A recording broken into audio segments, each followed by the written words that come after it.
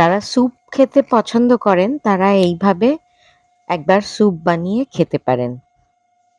নমস্কার বন্ধুরা, আজ বানাচ্ছি একদম ক্রিমি চিকেন স্যুপ। খুব সহজ পদ্ধতি, খুব তাড়াতাড়ি রান্না হয়ে যায়। আর তার জন্য নিয়েছি কয়েক টুকরো হাড় ছাড়া মাংস, একটু পেঁয়াজ। এখানে আমি একটা বড় পেঁয়াজ বড় বড় করে কেটে নিয়েছি, 1 ইঞ্চি মতো আদা, আর 4-5 কোয়া রসুন, আর একটা আলু। সামান্য জল দিয়ে, খুব বেশি জল দেবার দরকার নেই, 2 কাপ মতো জল দিয়ে এটা প্রেসার কুকারে একটু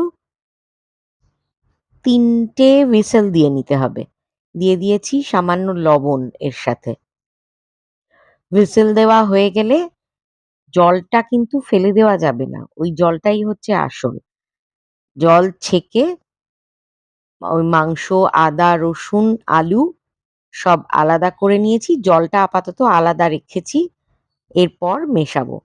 একটু হাতা দিয়ে এগুলো চেপে চেপে একটু ম্যাশ করে নিয়েছি, কিন্তু সম্পূর্ণটা একদম মিহি পেস্ট করার জন্য গ্রাইন্ডারে একবার ঘুরিয়ে নিলেই ভালো। তো আমিও গ্রাইন্ডারে এই সমস্ত মাংস, আলু, পেঁয়াজ, রসুন সব নিয়ে নিলাম। তার সঙ্গে দিয়ে দিলাম একটু গোলমরিচ গুঁড়ো আর সামান্য লবণ দিয়ে এটা একটা মিহি পেস্ট করে নিয়েছি।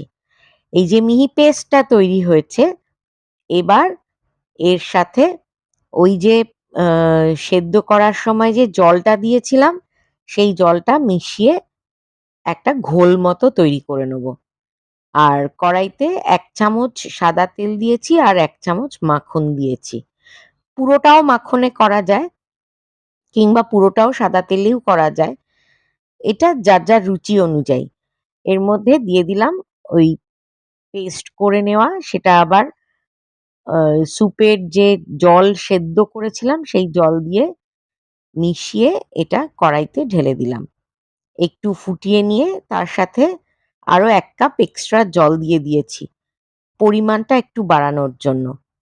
এটা একদমই আপনার নিজের ইচ্ছে অনুযায়ী নির্ভর করবে। আপনি কতটা আ পাতলা খেতে চান তার উপরে জলটা দেবেন। আমি একটা ডিম ফেটিয়ে নিয়েছি, আর এইবার ডিমটা এটা বারবার একটু নাড়তে নাড়তে ডিমটা এর মধ্যে দিয়ে দেবো। তবে এই ডিমটা দেওয়াটা হচ্ছে অপশনাল। কেউ ডিম না খেতে চাইলে নাই দিতে পারেন। ডিম দেওয়াটা খুব একটা জরুরি নয়। ক্লিয়ার স্যুপ হলে তাতে একটু ডিমের সাদা দেওয়া যায়। এখানে আমি এমনি দিলাম একটু রিচ করার জন্য। আর দিয়ে দিলাম 2 চামচ পাতিলেবুর রস। যে যেরকম টক খেতে পছন্দ করবেন সেই অনুযায়ী পাতিলেবুর রসের পরিমাণটা কম বেশি করতেই পারেন।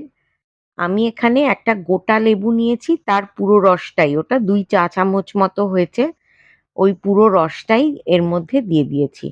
একটু টকটক হলে ভালো লাগে খেতে। আর একটু ভালো করে নাড়িয়ে নিলাম। এরপর এর মধ্যে দিয়ে দিলাম বেশ খানিকটা গোলমরিচের গুঁড়ো। আপনি চাইলে এটা সাদা গোলমরিচের গুঁড়োও দিতে পারেন। আর কালো গোলমরিচের গুঁড়ো দিলেও ভালো লাগবে।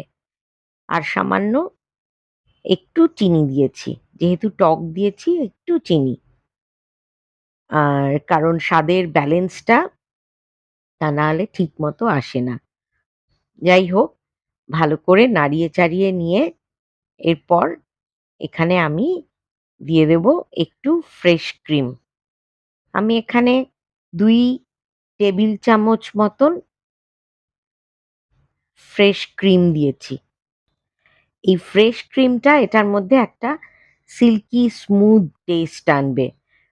সেইটার জন্যেই ফ্রেশ ক্রিমটা দেওয়া। যাই হোক, আমাদের ক্রিমি চিকেন স্যুপ তৈরি হয়ে গেছে।